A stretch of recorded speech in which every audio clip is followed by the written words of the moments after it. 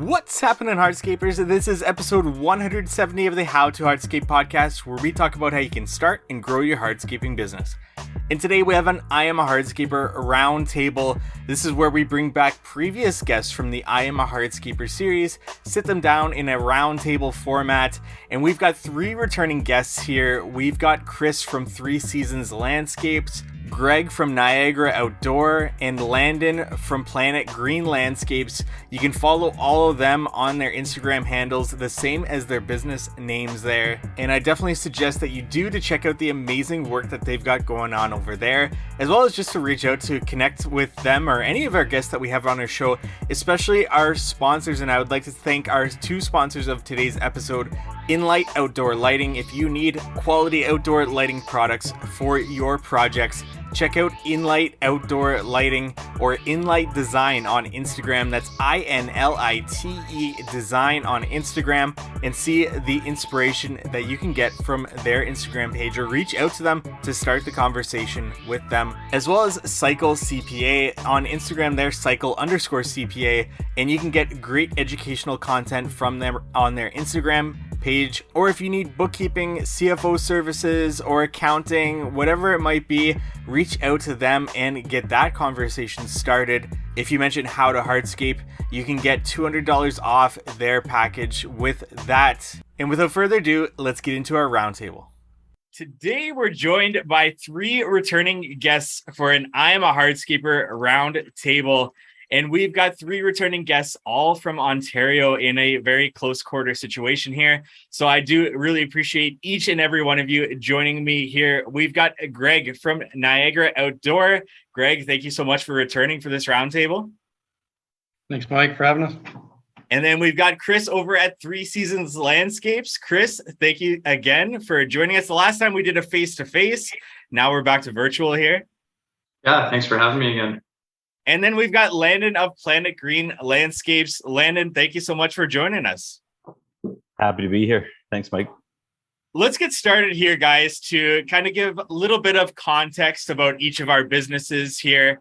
Kind of like where you are currently, maybe how many crews you have, or any bit of context that you want to give our audience about your business. Let's keep this nice and short. Again, you can go back and listen to each of these guys' episodes. They'll all be linked in the show notes here, as well as their Instagram handles where you can find them. But Chris, do you want to knock us off here and kind of give us a little bit of context about your business, where you find yourself currently?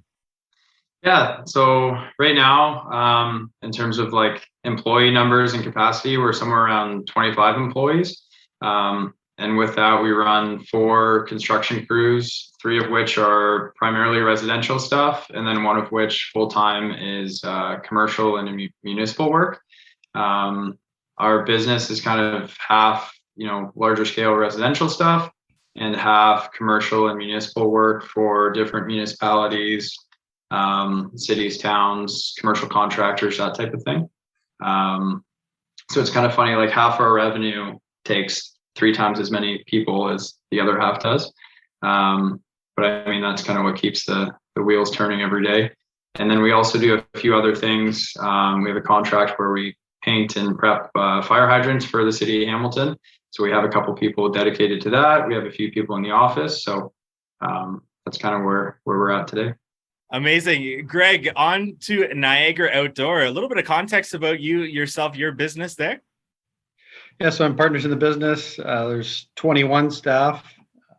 We have 4 of us kind of in the office managing, designing estimator, 2 designer and estimators, and 4 construction crews doing solely, large residential projects, and 1 carpentry crew of 2 guys that kind of float together on the projects that we're doing. So nice. And then on to Landon, Planit Green Landscapes. Yeah, so I am also partners in Planit Green with my business partner, Tom. We are similar size. There's right around 25 of us right now. We have 4 construction crews, a pool crew, a maintenance crew, and then some design, estimating, project management staff. And our focus is primarily full property, residential, landscaping, construction, I guess would be the main focus. A lot of pools and projects surrounding those. Incredible. And it's all your Instagram pages are filled with beautiful photos of the work that you guys do. So not only bringing you, when I'm trying to curate these roundtables, I'm trying to get three people that have sort of similar business sizes and, you know, projects that you're taking on as well. So it just fell into my lap that, you know, we got three guys from a similar area here in Ontario as well. And I thought that this would be a great opportunity because more and more I'm getting questions or I'm getting comments with the podcast around a impending recession. And with the size of your guys' businesses, I thought that this would be a good way to start things off in terms of your thoughts around a recession and what you think that might look like in our industry, but also for your businesses. Do you guys have a game plan? Do you guys try to, you know, get ahead of these things in terms of a action plan if a recession was to limit the amount of demand for our work? Or are you guys kind of like full steam ahead on your vision that you've created, regardless of, you know, what happens in the market? Just thoughts in general about anything that I said there. Anybody want to kind of kick things off with that? Who wants it? I think Landon should start with that since his business started during the year of a recession. Yeah, I don't know if that qualifies me to answer. I didn't know what I was doing. I don't know if I know what I'm doing now, but my thoughts on it are, I believe it's inevitable. I'm definitely no economist, but you know, you can only inflate money so much, have interest rates increase so much, print money so much before it comes time to pay the piper. So I think it's inevitable. I think some of the signs are there. I'm not sure what it's going to look like because, as we all know in this industry, there's such a huge demand for work that we can, if we were operating at 100% capacity and it was kind of just the demand that was there and we couldn't afford to have any less demand, it would be a lot more concerning. But I think everybody in our industry has way more demand than they can handle with labor shortages and everything. So we could probably handle a reasonable amount. That said, internally, we're still planning for, you know, we've run some hypotheticals as far as revenue reductions and what that would look like. And I don't know if you want to get into sort of what planning looks like, or maybe the other guys can kind of give their thoughts on the overall state of it before jump into that. Yeah, Chris, do you want to, you know, do your thoughts kind of align with what Landon said there? Do they differ in any way? Yeah, I think for the most part they do. I mean, like he said, and you know, as any other landscaper, especially in this area, can attest to, you know, there's way more work and opportunity out there than anybody can feasibly, you know, manage and get done in a year or a year and a half time frame. Not to mention the labor shortage, as Landon talked about as well. I think for us, like, you know, we haven't really run any specific hypothetical scenarios, but for us, we kind of know, you know, we're flexible in terms of the work avenues and how we're getting work and what type of work we're doing. So, you know, maybe in a recession, some of the residential stuff kind of tapers off in terms of our clients, but we could easily just make that up on the commercial and municipal side. Obviously, you know, we might have to do things like lower profit margins or lay off a couple guys or sell a couple trucks. But I mean, we would kind of keep trucking forward, even if we had to downsize a little bit, just as anybody else would, I think. So overall, I'm not super concerned. I think we're established enough now where there's different opportunities and different ways to get around problems. Yeah, Chris, you mentioned actually when you were talking about the context of your business that, you know, that side of the business really keeps the wheels turning. Was that really intentional for you to establish Three Seasons landscapes like this to like kind of diversify to be able to, you know, withstand, say, market trends? I don't know if that's what we intended when we started. Like, you know, like Landon said, I think there's some days where I still don't know if I know what I'm doing every day. I think everyone has that. But I'd say it's, you know, the forefront of our business in the past couple of years with the pandemic is trying to, you know, diversify ourselves so that no matter what happens in the future, you know, we're kind of set up and there's different avenues and revenue streams coming in, so that we could, you know, downsize one side of the business if we had to increase the other size, or downsize both, but at least there's still work and revenue coming in. So it's definitely not something we planned from the start, but I think as the pandemic kind of progressed, it's something that we're mindful of moving forward, especially over the next 5 years or so. Gotcha. Greg, what about yourself? Any differing thoughts or very similar kind of mindset there? Yeah, similar. I think you got to be aware of what's to come. Recently, I was talking with a local design and architect firm, and it said in the past year or so they've had 3 calls a day for jobs they want to quote, and these are larger projects, and now they're getting 3 calls a week. So you're starting to see some of that slow down in relation to interest rates and all that. Sometimes it's like, yeah, is the COVID boom slowing down a bit too, right? Like all these people's vacations budgets that have been so good to us the last couple of years, they're traveling back to Disneyland, right? So is that going to see some of that, and how much does that affect it? But as far as the recession and all that, I think there's definitely going to be people tightening up their spending over the next few years. And when that's going to hit, like they said, we don't have the crystal ball, but need to be aware and preparing your business, with your budgeting and knowing your numbers and putting inflation and materials. I mean, they've been a struggle the last couple of years, and at least the slowdown of those price increases or fuel surcharges seem to be slowing down a little bit. But yeah, you just got to be aware of, you still got 25 families to feed on your staff and all that. So making sure that you're planning accordingly, right? Yeah, I think there's so many different factors to really consider. Like you mentioned, people's vacation budgets, like now that things are opening up, maybe they're starting to, take those vacations as opposed to putting it into their backyard spaces. But also, like, this is the time of year, at least personally in my business, where calls do start to decrease and then they pick up again come fall. So it's kind of like the perfect time to be like, is this the start of a recession decreasing the demand for our work, or is this just like a normal, this is a slower time that we start to get calls? At least that's my thought process on that. Lynn, and you mentioned like forecasting. Where does that start in your business? Like, what are you doing to forecast, and what are you looking at personally in your business? So our main tracker is just revenue. It's not an exact science, but we can determine pretty much based on how much revenue we do, we can determine how many people we'll need, how many people we keep busy based on how things have gone year over year. So we just looked at, if you were to dial that revenue right back, what expenses would you save on? And so a big part of it for us is, it's the recurring expenses, things like your insurance, your whatever, without listing them all, right? All those payments you make monthly or whatever else. Because you can stop spending money if things get tight, but those things that you have to keep paying for your subscriptions and everything else, what that looks like. And I just find that landscaping is such a high overhead business. It's why we have to bill our crews out for so as much as we do. And you can make good margins doing it, but if you go 2 months running those same expenses, hundreds of thousands of dollars a month when you're not bringing the money in, if you react a little bit too late, it's unbelievable how much money you could bleed out.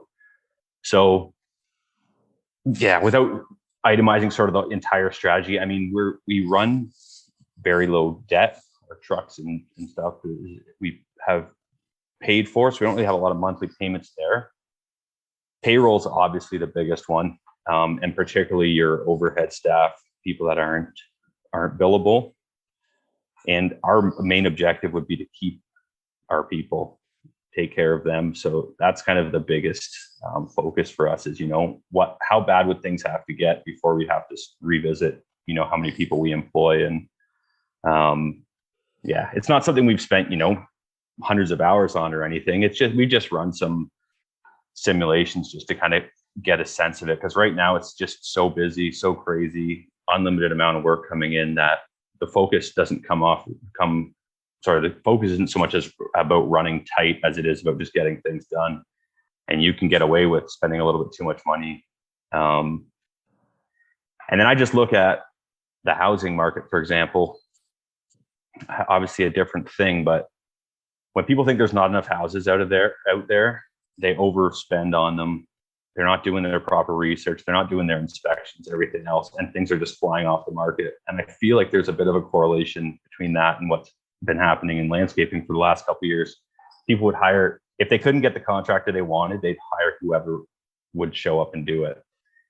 So you don't have to be that careful with your pricing and everything else. Obviously, we still strive to be, but there's flexibility there. Well, now, like if you look at some of the charts for home sales, it has just dive bombed, and it could recover again. I don't know all this stuff, but it does make me think, okay, if that could happen there, what's to stop it from happening with us? And if it does, yes, there's always going to be some people that still spend money, but I've never competed against Greg for a job that I'm aware of.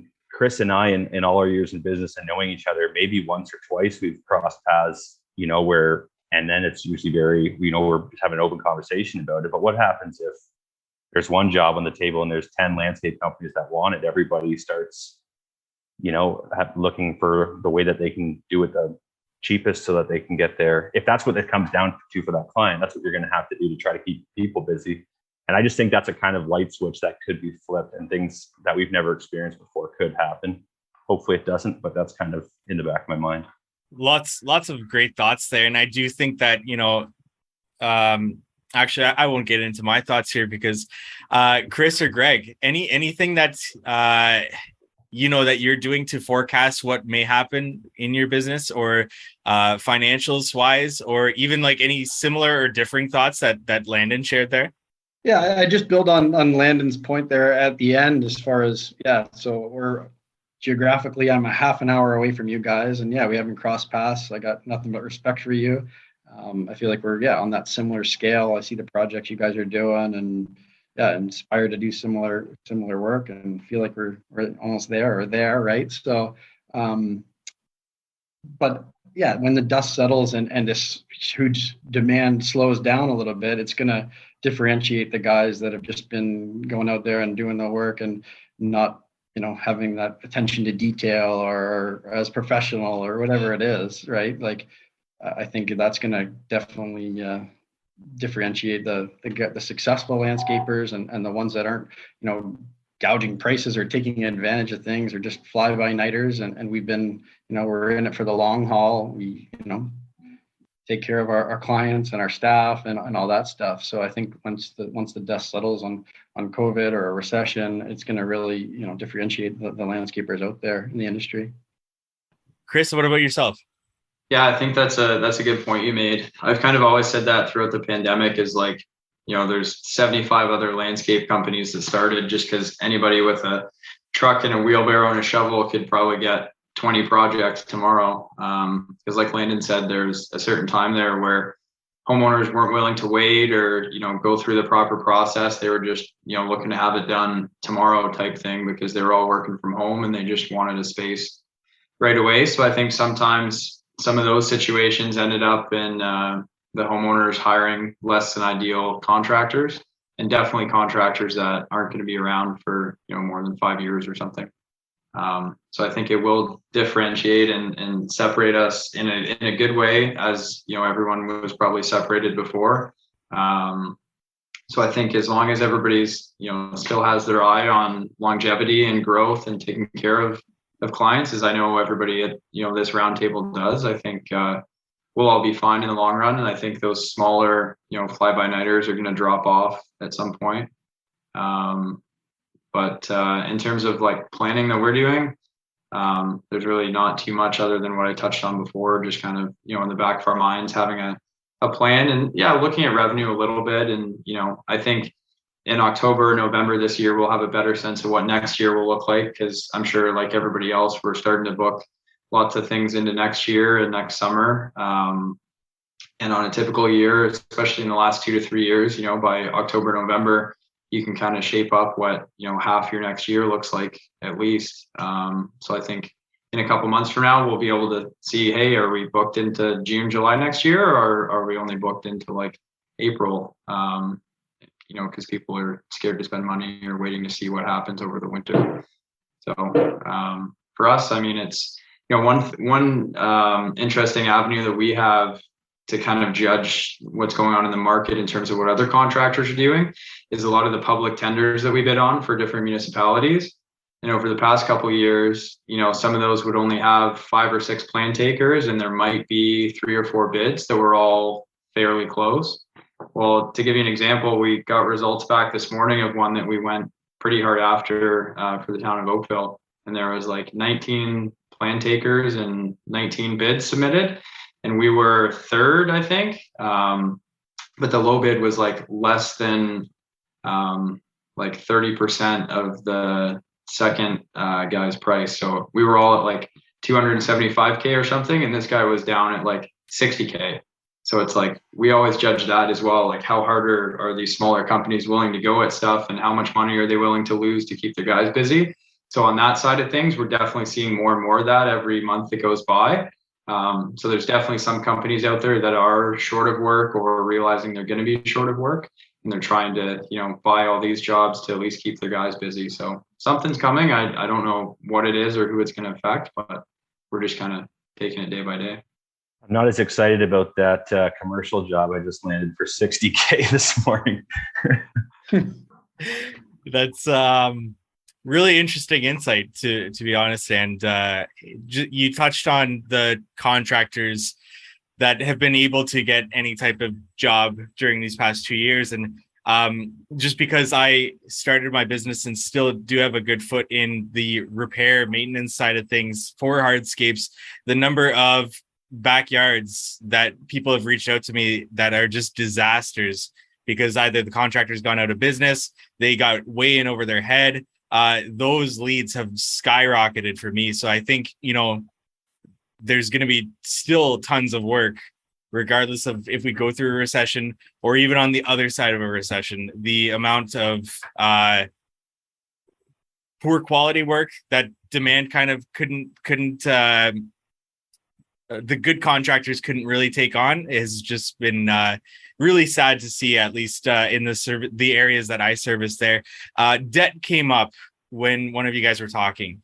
Are you guys taking a foot off of the pedal in terms of taking on debt?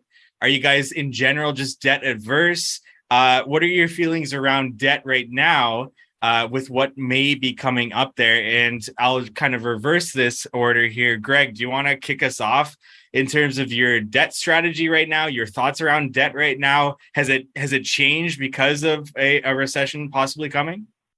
Yeah, we've always ran it pretty lean, I guess, whether it's our equipment or our vehicles, right? Like, not just going out there and spending money that you don't have to make some money. I know that's maybe some people's strategy, but yeah, we've always kind of, lived within our means and bought stuff that we can afford and all that, right? There's obviously, some necessity and some equipment that you need, but yeah, just being mindful and knowing what the cost of these things are and what the return of the investment are on them. So yeah, I wouldn't say that we were spending more and now we're taking it back a little bit. We're just kind of staying the course, I guess, in the interim here. Nice. Chris, what about yourself? Debt, thoughts around that in this time? We pretty much lease everything that we have in terms of trucks and machines and stuff to keep everything new and shiny and less downtime and repair bills. So in terms of like debt, I guess if you would call that, it's always pretty high. But it's also easier for us to, offload something if things slow down and we need to get rid of a couple machines or trucks. But in terms of like big purchases and stuff, we're definitely being mindful of that stuff, trying not to pull the trigger too quick on stuff that, maybe we need it, this year, but do we really need it again next year, or is it something we can rent? So we're trying to slow down on that a little bit. But another business that I own with somebody else, we just bought 2 tri-axle trucks, so that's not really good on the debt service ratio side of things, but that'll be fine. Sometimes things just come up that gives you that opportunity to pull the trigger on them, right? Exactly. Yeah. Landon, how about yourself with debt? Yeah, so my business partner and I have always been very sort of debt adverse. Kind of came from some of the people around us that we knew, whether they had good experiences or bad experiences. That's kind of something that we were really warned about. So now that we've been doing it for, 13, I keep saying 13 years. I hope that's right. It's right around there. But anyways, now we've been doing it for that long, the money that we've made in the business, that's money that could be taken out, invested in other things in different ways. And we've always sort of used that to go back into the business. So we own our trucks and stuff outrightly, so that if we're going to have nice stuff, we know that we own it. We know if it's sitting there, it's not, it's not ideal, but it's not costing us. We're not losing on it every month. And so from that standpoint, I mean, that part of it is comfortable. It's not probably the wisest way as far as like leveraging your ability you could make a lot more if you took every loan people gave you and put that money into other things, but it's just something that we're comfortable with. And now we've kind of been waiting for this recession. Like, I don't know, my dad was a contractor and he mentioned like about some of these awful recessions they went through. So that was like my biggest fear was, you could do everything quote unquote right, and then there's nothing to do. And what do you do at that point? So I've always kind of had it in the back of my mind. Now, like I said, I think it's getting closer and closer. To what extent that is, I'm not sure, but keeping debt low, or like Chris mentioned, he goes the leasing route, which makes perfect sense too. Everyone has their own way of doing it, but if it's leased, unless you have some insane buyback that you are on the hook for, if you don't need it, you send it back to them. I don't look at that as debt or liability. I think that's just good business. I think where it gets a little bit scary is people who love the shiny things, like most of us do, but don't have the self-control because anything that you can get your hands on right now, they'll give you the credit for it and everything else. And that's where, you're stuck with a bunch of truck and equipment payments and everything that just work when things are great. When things aren't so great, that's a scary position to be in, because then there's going to be a lot of people sending trucks back, and then the value of them goes down, and then you can't offload them. And that's basically the reverse of the whole cycle we're seeing now, where everyone's overpaying for everything. So, we just try to be careful with that. So keep our debt low, own the things that we have. And then, like I mentioned earlier, just look at the difference between purchasing things and things that you're on the hook for month over month, ongoing expenses. And we haven't altered anything greatly at this point in time, but it's worked its way into our projections as far as purchasing and stuff. Chris touched on the point there of keeping the trucks clean and professional, and I think, we're all on that same level of being this high end kind of luxury landscaper. So you need to have those trucks and the uniforms and all that stuff that costs money to present yourself in the type of company that you are, right? So whether you're gonna amortize those trucks over, you're gonna turn them over every 7 or 8 years, or what is that number, right? So those maintenance costs become higher the longer you hold on to them for, obviously, right? So just knowing those numbers and what is your goal with those things, and what's your return on investment when you can sell it in 5 years versus 8 years, or do you run the thing into the ground and it's paid off and it's just your shop equipment or whatever it is, right? So there's definitely different ways of doing it, but you certainly got to have an understanding of the value of these things, right? Chris, can you explain why you go the leasing route? Because I think that could be really valuable to somebody listening in and trying to figure out what they might do with trucks. Yeah, I mean, so for us, like when we first started out, like anybody else, obviously you can't have the nicest, shiniest things. So you kind of get what you can afford and what you can buy in cash or, with a small loan, and you kind of make that work. But we did that for a few years, and it got to a point where we were running so hard and growing so fast that it's like, we'd get some mechanic bills every couple months for like one truck repair, and it was like $6,000 or something. And then I look at a lease payment that's like $1,000 or less every month, and I'm like, this is ridiculous. We're paying $6,000 to $10,000 for a major repair on a truck that's only worth 20 or 25 grand, and then it's going to be another 4 months, and then we're going to have the same repair again. So we kind of, over a 2-year span or 3-year span, switched from having, everything that we owned to selling that off or running it into the ground, and then kind of growing with leases and new trucks and new equipment.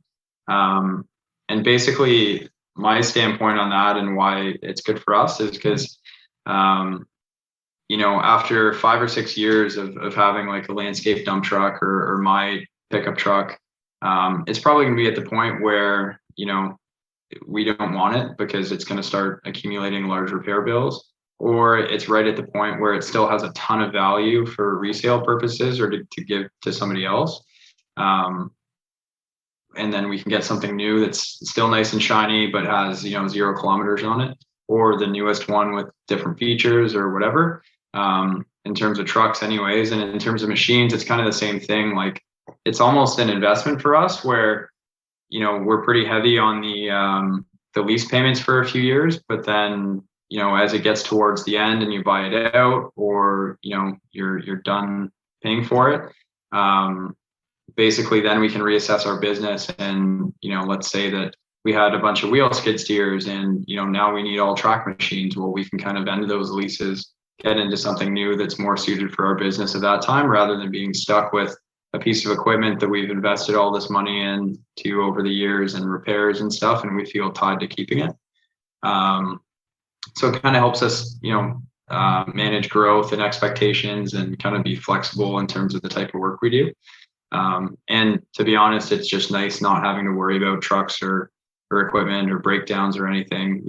Anytime we go to the mechanics or send something to the equipment place to get repaired, it's, $500, $700, that type of thing. So super manageable overhead expense, and it allows us to have a nice fleet of equipment that looks good and hopefully matches the work that we do or the work that we want to try and do. I just want to take a break from today's episode to talk about our sponsor, Cycle CPA. You may have a CRM or project management software in place, but what data are you using to ensure your estimating is accurate? Having a proper accounting setup and accurate bookkeeping done is key to understanding overhead expenses and other costs that must be recouped in your estimates. Cycle CPA is a remote bookkeeping and CFO firm that helps to connect the dots from the financial reports to the hardscape and landscape data needed in order to reach high profits. They provide landscape and hardscape industry benchmarking, job costing, financials by service line, advisory meetings, and much more. Cycle CPA's team of accountants are specialized within the hardscape and landscape industry, and you can visit them at cyclecpa.com, and for $200 off, mention the How to Hardscape podcast.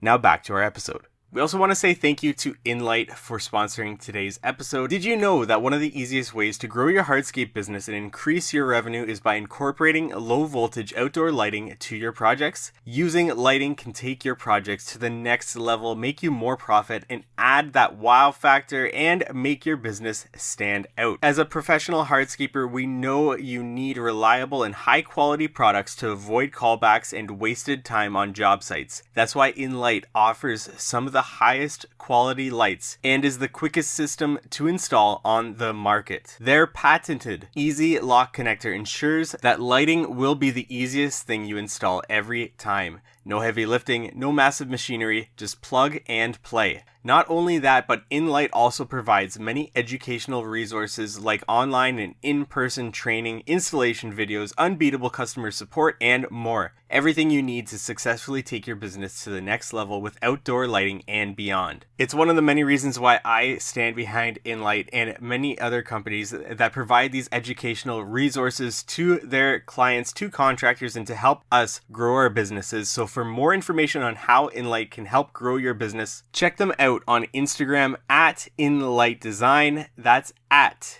INLITE Design on Instagram. DM them to find out how to put more money in your pocket this season.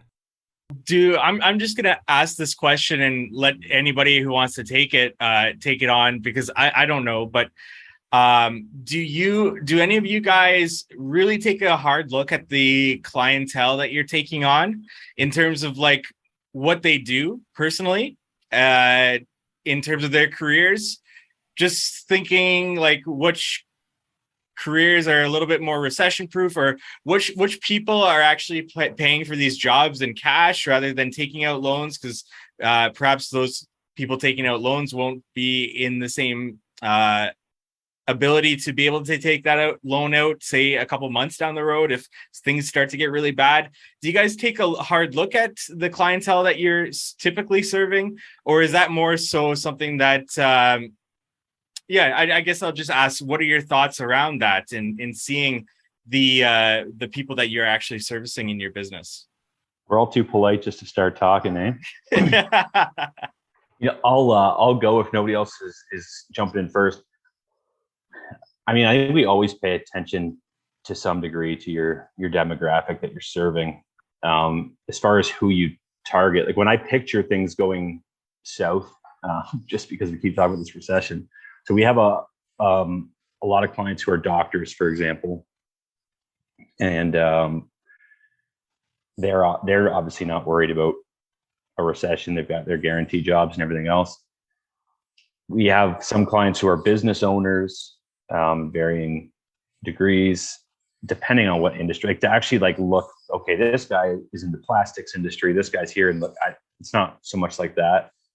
I would say the overall picture for us, we work with a couple of custom home builders that work for very high-end clientele who are going to have money regardless of what happens. So you know that there should be a certain amount of work that continues there. One thing we also saw in the last couple of years is, we used to build a $300,000-$400,000 backyard for those people that built this big business and have all this money. And suddenly we're building them for 2 high school teachers that their house value doubled. They pulled a giant line of credit and they're spending, said $300,000 or $400,000. Like that used to be something reserved for people that had boatloads of money. And now it's someone whose house just kind of appreciated in a year and they're like, why not? I think that stuff's going to disappear pretty fast. Long answer to your short question, as per usual with me. But as far as knowing the clientele, it's just something I'm more aware of. It person by person, it changes year over year. But there's like the people that are going to be okay, that are probably still going to have things done, and there's a good portion of the clientele that they're probably going to say, hey, let's wait and see how this thing rides out before we make one of the biggest investments of our life. Chris or Greg, any thoughts on that, or has that come up more and more often in your business, trying to think about that a little bit more, or just thoughts in general? I've always taken an interest in what the clients that we're working for do for a living and how they realize their success. But I haven't ever thought of it because the thought that am I worried that they're going to pay their bill?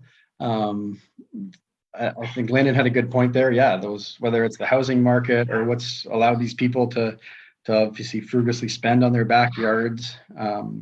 We just same thing, finished a job where the husband and wife were both doctors, and the other crews on the job where the one's a school teacher and the wife's not a stay-at-home wife, right? So you're just wondering, hey, where's the money coming from? But as long as the check's clear, we're always worried or more concerned. And is this client, the ideal client? Is the job that they're asking for one that's going to continue to grow our business on the path we want to go? Right. So I think, you always take an interest in what they do for a living. But I don't go there myself on those sales meetings from the start. So I don't know if they're actually asking the question there or not, what they all do for a living. But I think you can kind of get a sense when you're qualifying your leads as to, hey, is this person going to just be nitpicking every single little thing? When you're trying to strive for these high-end projects, the price when you send a quote in does a lot of the speaking too, right? So, Chris, what about yourself you're dealing with also commercial on your end too? Yeah, I think our residential clients, it's probably pretty similar, like people who've established their wealth over, a decently long period of time, whether it's being a doctor or a teacher or some sort of business owner.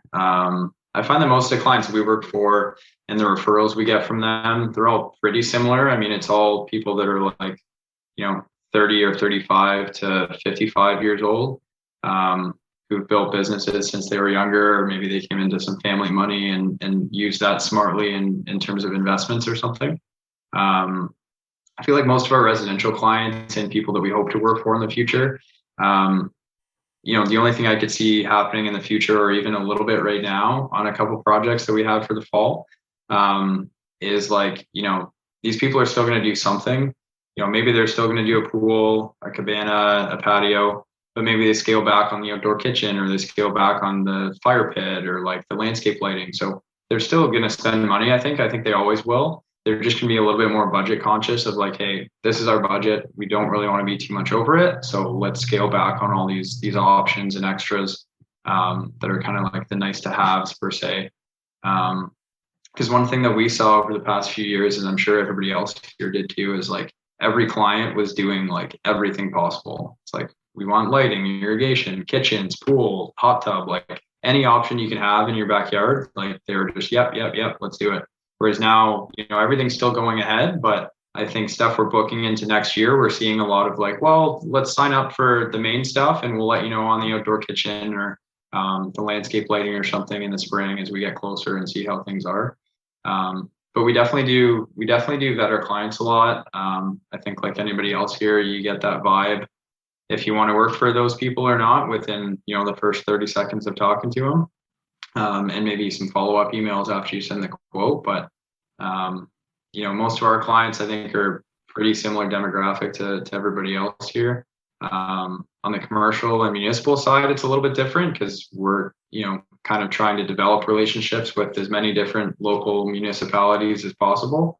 But on the general contractor side, there's definitely a handful of commercial or, ICI GCs that we love to work for. And there's a handful that, we don't really want to work for, either because of personal experiences or things we've heard from other sub-trades, either about not getting paid or the project being a pain or this or that. So the commercial side is somewhat similar to the residential side. You just have a little bit less choice in terms of like your clientele and how much you vet them and who you work for. No, I do want to get to a brighter topic with you guys and turning the page on discussing what may happen. Let's talk about what has already happened for you guys. With the demand that we've experienced these past couple of years, or even just this year in general, what's something in your business that you've accomplished that you're super proud about? Whether that's with employees that have accomplished something that you've been working them up to, or just something in your business that you've established that has really helped you in your business, systems that you've put in place that you're super proud about. But yeah, whether that's, in the past 2 years with the demand that you've been to level up your business in some way, or that's just something this year that has happened that you've finally been able to overcome. So whether that's a struggle or a goal that you've accomplished, what is that in your business that has really got you motivated? And that's thrown out there to whoever who wants to start us off with that question there. Yeah, I mean, we recently instilled this kind of monthly incentive program for our staff. Again, it relates back to the labor shortage, but it's something that, it's maybe it's a minor token of appreciation, but it's, a board that we have in our office. The guys see it every morning and we do our roll call, and it's kind of separate from attendance. It has, their attendance, their uniform, vehicle inspection reports are getting handed in daily. They're clocked into our LMN software. They got notes and photos. Like there's 10 criteria there: job safety, job site cleanliness. They're doing their PO orders, like all that stuff that they're expected to do on a daily basis. We've got implemented that in a program that we're paying out, $100 a head, or everyone on the crew gets it. You get another $50, or it's just something just to show appreciation to the guys, to get that kind of engagement from your staff and to keep them hungry, I guess, right? So, hey, let's face it, the people that we have on our team, like, to stay for the long haul, they got to be passionate about it, and you got to treat them good. So it was a goal of mine to kind of start this program this year, and we've rolled it out. Actually, today's the end of the month there, so we'll be paying that tomorrow. It's the first month that we've done it, so it's going to have some growing pains, and you get the feedback from the guys, and guys that don't get it are a little ticked off, right? But they can actually see that board, and they can see where they've missed out on and what they need to improve on. So I think it's been well received for the most part, and something that we want to continue to build on and perfect the system and make it something that it sticks around for the long term. And just thank you and reward for these guys for the daily grind that they put in for us all. That's really interesting, Greg. That's very much so like not project milestone based, but actually like the small things like showing up to work on time and like you said, like the safety checks and everything like that. Is that right? Right? It's not Yep, so no, much totally. project It's based. all, Yeah.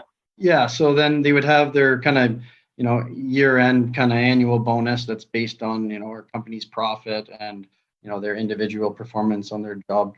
We track them throughout the year on a crew basis, and each crew kind of gets divvied up separately there. But yeah, like they're just, minimizing damage and work safety. Those are just, some of the other criteria on there. So it's just a day-to-day thing that, yeah, if someone doesn't hand in their vehicle inspection report, well, like, you got to do it because you're going to get a ticket if you don't do it. So you should be doing it for your own good, and it's the law and all that stuff, right? So, yeah, it's stuff they should be doing and they're required to do. So it just kind of keeps them honest. And it was something where it's like, okay, hey, maybe the foreman is more responsible for these things, but hey, if someone's, maybe showing up a little late, then the other guy can on the crew. You're kind of working as a team, as a unit, as a cohesive unit. So, hey, someone can fill out the inspection book, but the laborer or the lead hand can grab it from the truck and hand it in the folder in the morning, right? So it's to get everyone working together and those common goals, and if everyone's doing that, then everything else should be kind of falling into place. So that's the thought process, I guess, right? So. I really like that. I really like the focusing on the small things there to make sure that those are getting done, and having an incentive program around something like that. Landon, what about yourself? Anything in your business?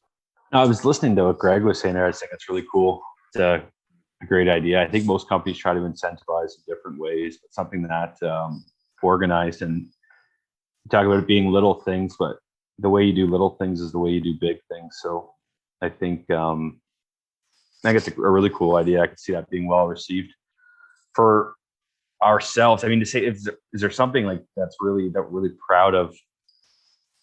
I don't know. I'm proud of a lot of things that our people are doing and stuff. I don't know if there's one thing that really jumps out. From a professional or business owner level, I am really proud of the fact that we've turned this from just being a bunch of guys landscaping to like an actual business where we have people here with careers now where they can make a great living and take a lot of pride in what they do. Not a very flashy answer, but that is like, as far as like the reward that I feel for that is significant.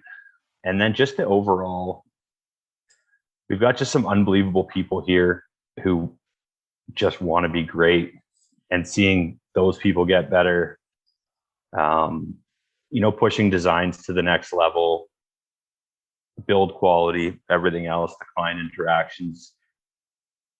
I think I'm just, in general, I'm proud of the fact that that we get to work with those people, and they're excited about what we're doing, and it's just very rewarding in general. So kind of a broad answer, but no, I think that's huge. I think that's huge that you discuss actually making careers for your people. I think that's something that's like easily overlooked as somebody comes in as a laborer to kind of and I know Chris and we discussed this on our interview together, actually having some sort of game plan for these people to level up their careers. Chris, what about you yourself? Any big milestones in your business that you've accomplished? Any goals, anything like that in the past 2 years or even this year?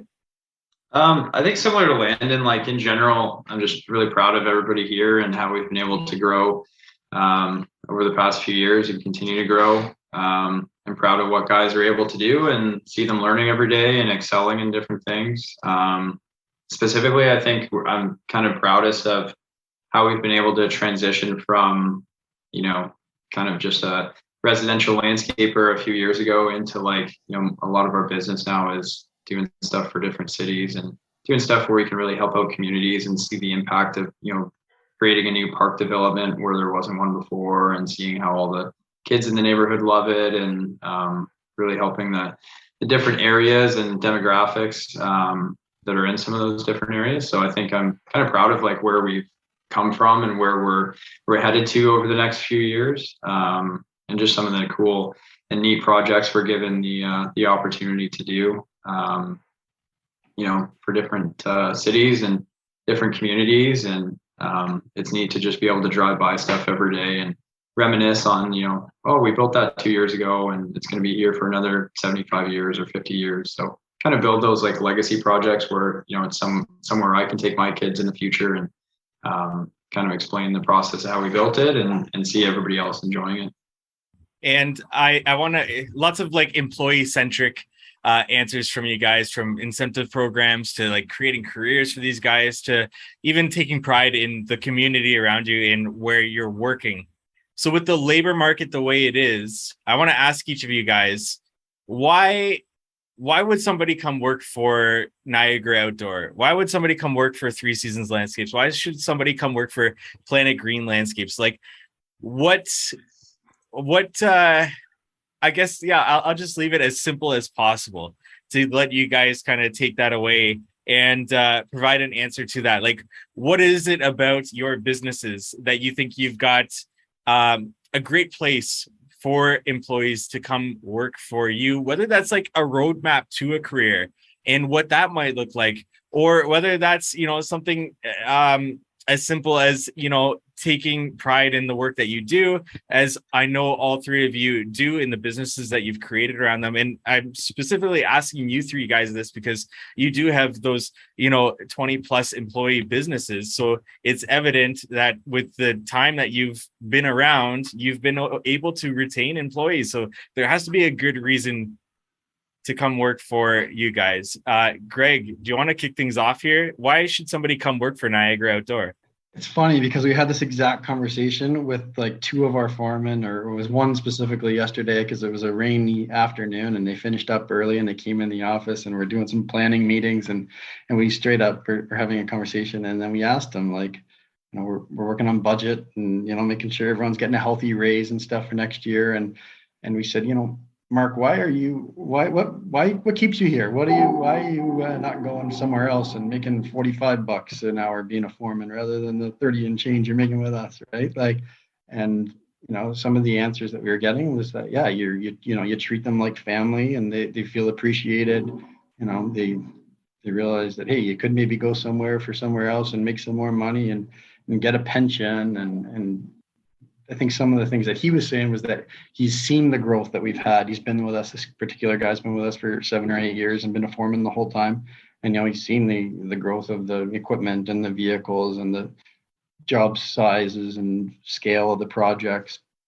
So yeah, he sees that there's potential for growth there. And maybe there's an opportunity for him to become a project manager from the foreman that he is there. So I think that's important for people to realize they're not just kind of stuck in this, job where you're not going to be, you're going to have a ceiling or top out at your pay rate, right? So, we want to make sure that they feel like a family and they're growing with us and, the convenience and being part of the community. One of our goals is to do, like Chris mentioned, some more community stuff, whether it's a home makeover of a front yard for someone in our community, just to give back. And that's kind of a goal of mine. I was hoping to do it this year. I don't know if it's actually going to come to fruition, but it might be next year. Everyone in the office says, Greg, it's not going to happen this year, so we'll see. But just doing things that are keeping them engaged and doing our best to be the good employer that you want to be, right? So.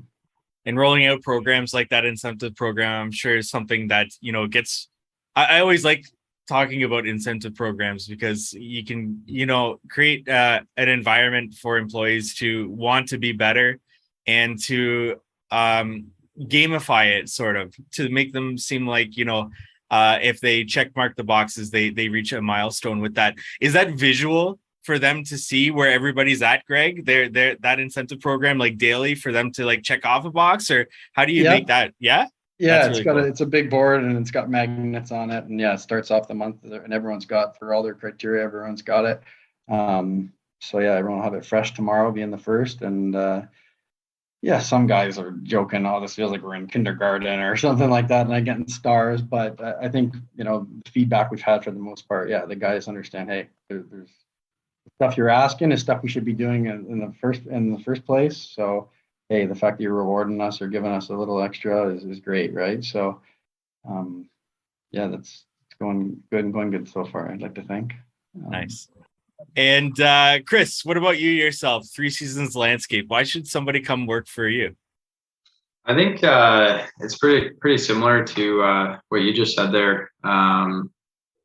It's making sure the guys are happy, making sure that everybody is, financially taken care of. And I think a lot of the reason why guys do stay with us is because they've been here for a long time and they can see that growth, they can see the improvements, they see the mistakes and the corrections, and they're also a big part of it. So I think they really like that as well, because they feel like they have a decent chunk of the pie where, they can take definitely some responsibility for the success that we've had and hopefully the continued success of, for years to come.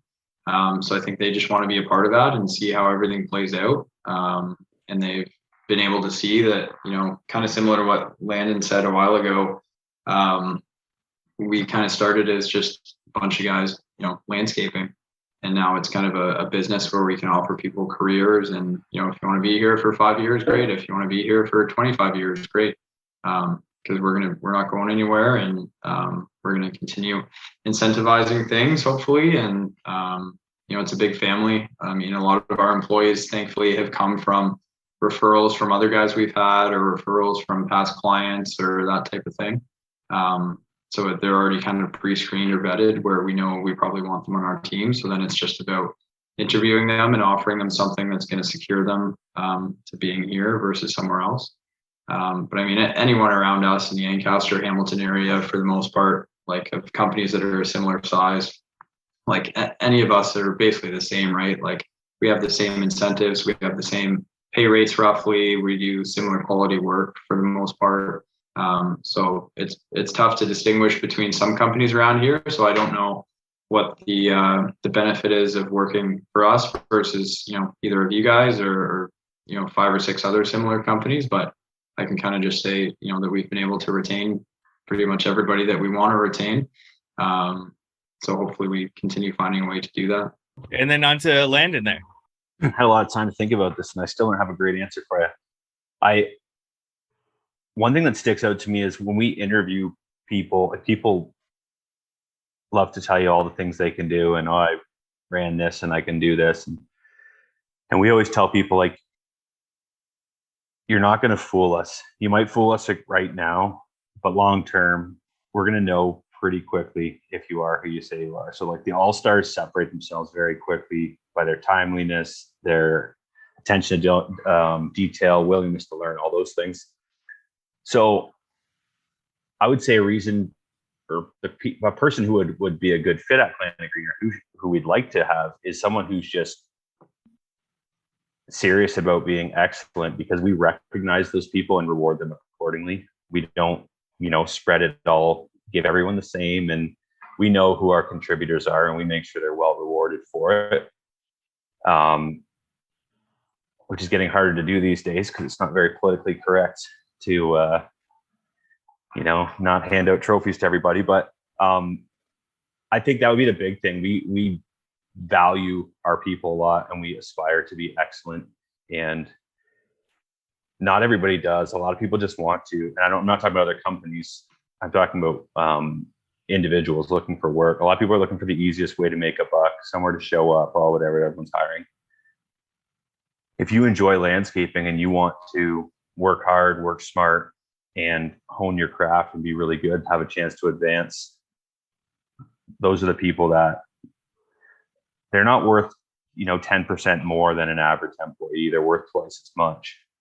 So a lot of the payment metrics can kind of go out the window. And I think that landscape foreman, in particular, people who are willing to work on site and who can complete a project to a very high level of quality on time and everything, the earning potential there is higher than a lot of licensed trades. And, without spitting actual numbers, because that you have to do a lot of qualifiers there, but it's unbelievable what the value they bring to the company. So if you're into landscaping and you work really hard, there's a group of people here. we all have them at our company. I'm not pretending that's exclusive to us, but yeah, if landscaping is what you like to do and you're local to this area, I guess no one's going to drive an hour to come. Actually, we do have one person that does, but yeah, I would say that if you want to be with people who are trying to be the best, that's where to be. If you're looking for some place where you can put your hours in and work at a medium rate, you're not going to enjoy it here. Good answer. With all that being said, guys, I want to ask you guys more so a personal question rather than business related here then. And that is like with the businesses you've built up until this point, what has driven you from the very beginning? Like what drives you to get up in the morning before probably all of your other employees and to try to put the hours in to build whatever it is that this, larger plan is that you're trying to build? Because it's difficult to be a business owner. And I know I don't need to say that. That just, I'm sure it makes sense for each and every single one of you. But personally, what has driven you from the beginning to build something so difficult in a very difficult industry to be building it in? And this, I would say, is more personally, like what is your driving factor that gets you up in the morning and gets you wanting to go, even when you may be experiencing burnout? Because at this time of year is when it personally is really starting to hit me. Chris, do you want to knock things off here? Sure. It's a pretty good question. I mean, I think it's just like back in the day, it used to be, hey, if I don't come in, nobody else is going to do my job, right? Nobody else is going to get stuff done. So, obviously I loved what I did and coming into work every day, and that was part of it. But it was also like, if nobody else is, or if I'm not coming in, nobody else is going to do it. So that was part of the motivation, I guess, if you could call it that. It's almost like forced motivation to motivate myself to actually want to come in and do, as much as I do in a day. And then as we grew and we have employees that do a lot of the tasks that I used to do for me or assist me in doing them, and me not being in the field anymore and, in the office. And even now, like I find myself just driving around most days and meetings and managing stuff and invoicing and all that stuff that comes with being in the office all day. But we have a great office team that is able to do a lot of that for me now. So I can kind of focus on being a business owner and growth and, contingency plans and that type of thing. But I think what motivates me now is like, we have 25 guys that we're providing for and for their families every day. So I need to come in and, my goal every day is to get motivated to come in and try to outwork everybody else here.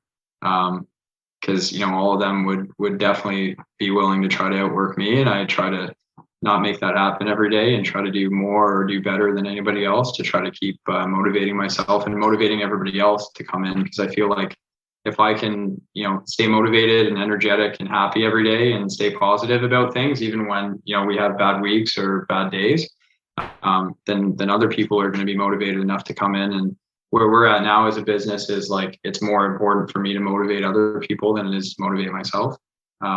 I think I have enough motivations every day that I know about anyway.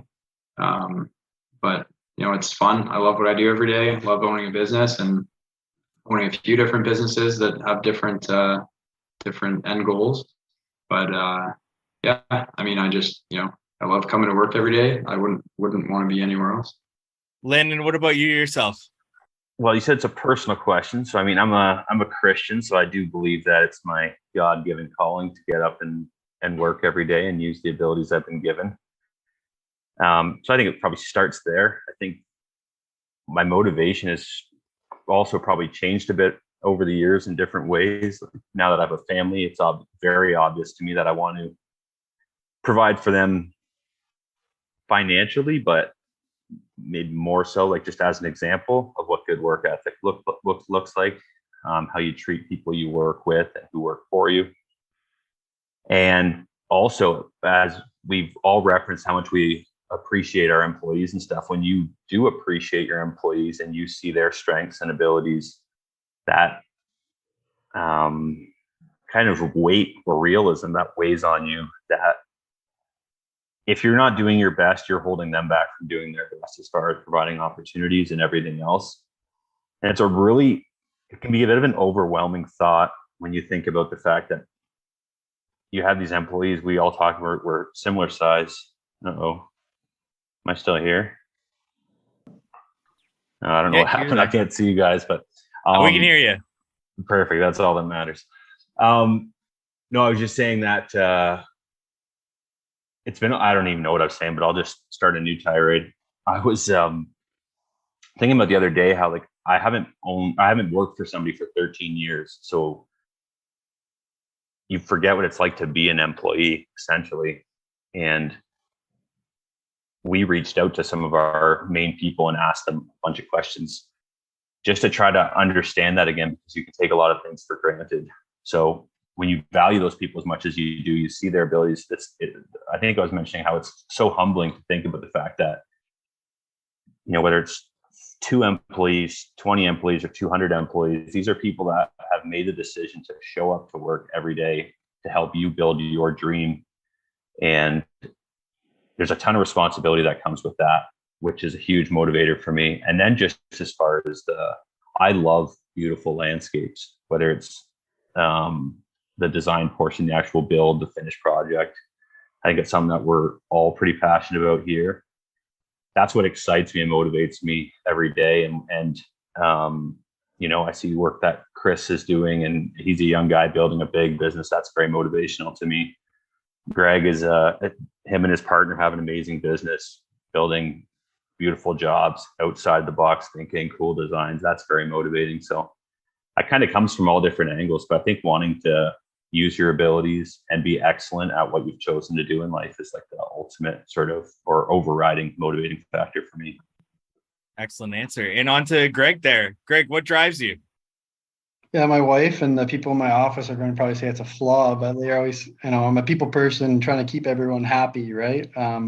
I've learned in the recent years that, yeah, you got to say no, whether it's the jobs that aren't meant for you or things you can't actually physically do in a day, delegating tasks, like, I'm just trying to keep everyone happy. And those clients are, you know, as equally as important as our employees. And I get nothing is more gratifying than getting a text or a photo from a client at night of the landscape lighting you just installed that day, or doing that final walk around and having a beer with that client that you've just made friends with because you've been, at their house for a month or two, right? Like, that's kind of what drives me. But it's equally as important to, talking about your employees, you got to treat your employees like your clients, right? Like, you're nothing without them. So I'm super appreciative of every person that walks in the door for me every day. I'm still the guy opening the gate, unlocking the gate there every morning. And like Chris said, yeah, my job mostly now is my office is my truck. I'm driving around from site to site and making sure that things are going according to plan, and helping guys with making decisions or getting stuff that they need to keep them moving efficiently. So yeah, just trying to keep everyone happy there is the goal, and it's enjoyable and rewarding to see the success that you've had in. For us, yeah, it's been 15 years in the making, and to get to that point, and the financial success that starts to come in, it all kind of encompasses what we just talked about in employees and being able to pay people more and make it a career. That's what's satisfying and drives me. Guys, excellent answers. And I do want to thank you so much for your time through our one-on-one interviews, through this roundtable, sharing your insights, and just to get to know each and every one of you a little bit more, at least virtually, but one day in person. Well, I've met Chris in person. I've met Greg in person. Landon, one day we'll definitely, or at least maybe meet up, all of us too, as well. But before we say goodbye, any closing comments, remarks, thoughts that you guys want to share, whether that was, something sparked something in your mind throughout this interview, whether there's just something on your mind about the industry in general, or just any general advice that you would give to somebody today wanting to start and grow a hardscaping landscaping business, whatever that might be, as well as where can our audience go and find you? Where do you want to direct them to? So closing thoughts, comments, remarks, and where do you want to direct our audience to? We'll go in opposite order from what I introduced you at the beginning of the episode. So starting with Landon at Planit Green Landscapes. I don't really have any compelling final thoughts for you. I appreciate you having me on to chat with these guys. Like I said, I'm a huge fan. I know Chris relatively well. We do a bunch of work together, and so I've got to sort of witness his business prowess and growth firsthand. Greg, I haven't met previously, but we've definitely seen a lot of their beautiful work and stuff they're doing. So big fans of both of these guys, and of course yourself, Mike, and appreciate you having me on here. As far as where people can find us, planetgreen.ca is our website, and at Planit Green Landscapes on Instagram. Thank you, Landon. And on to Chris, 3 Seasons Landscapes there. Yeah, not too many closing words. I appreciate you taking the time, and everybody here taking the time. It was fun to chat with you guys, and we hope to see Niagara outdoor out there all the time. And we don't do a ton of stuff down the peninsula, but I'm always watching you guys on Instagram, and I think it's funny and also kind of neat that all of us have had rebrands done by the same marketing firm. So I think that says a lot about us and the guy who did the marketing for us. Shout out Joel at Capture. Yeah, Capture Studios. Thanks, Joel. In terms of the comment you made about recommendations or words of advice for somebody looking to start a landscape business, I'd say get ready to have a lot of fun and a lot of ups and downs, probably every hour or every day. And it's definitely a 10-year uphill battle, just like it is any business. But I'd say specifically in the landscape industry for sure, like there's so many ups and downs that are in your control and out of your control. So it's something that you just gotta ride out and enjoy the fun and the downside of it sometimes, but just know that there's a light at the end of the tunnel, and one day you're gonna love it. Excellent advice. And on to Greg, Niagara Outdoor. Yeah, Mike, thanks for having me. When you got the invite, I thought I was in pretty good company there with Chris at 3 Seasons and Landon at Planit Green. They're doing awesome work there, and the projects show it. Landon's an expansion of the pool division. I would like to chat with him more about that, maybe in a separate conversation. But a lot of our projects are involved around pools, and you kick around that idea, So, just other ways to grow the business and do things that work for you in your own business. Some advice for people that are listening there, or business owners trying to grow their team, I would say, just listening to your staff and they need something fixed, get it fixed, or something's leaking, get it looked at right away, or they say something, make sure they're heard and listen and respond and get back to them. Right. So, I think you just kind of put your head down and do the grind and keep fighting the battle, because it's a tough industry that we're working in there, and whether you're using the right equipment to make it easier, you still are manually moving something in every day. So it's you're appreciative of those guys, so showing appreciation to them, it's only going to help you become successful. As far as Niagara Outdoor, niagarooutdoor.com, and at Niagara Outdoor, Facebook, Instagram. Thanks for having me. Well, guys, that is it. And if you're listening to this, go follow each of these guys and bug them to continue to post more and more. That's Greg at Niagara Outdoor, Chris at 3 Seasons Landscapes, and Landon at Planit Green Landscapes. You've listened to them one-on-one in the I'm a Hardscaper interview, and now with this roundtable. So, guys, I really do appreciate your time, and we'll catch you on the next one. Thanks, Mike. Thanks, Mike. Thanks, guys. Thank you for listening to today's podcast episode. Once again, go check out each of their 3 accounts there. That's Landon at Planit Green Landscapes, Chris at 3 Seasons Landscapes, and Greg at Niagara Outdoor. And while you're there, check out Inlight Design on Instagram. That's INLITE Design on Instagram. and see their inspirational page with outdoor lighting and get that conversation started to incorporate outdoor lighting into your projects. And cycle CPA, cycle_CPA on Instagram.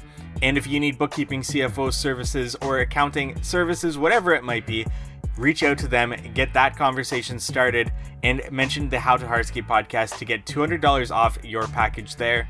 And we look forward to meeting with you next week on the How to Hardscape podcast.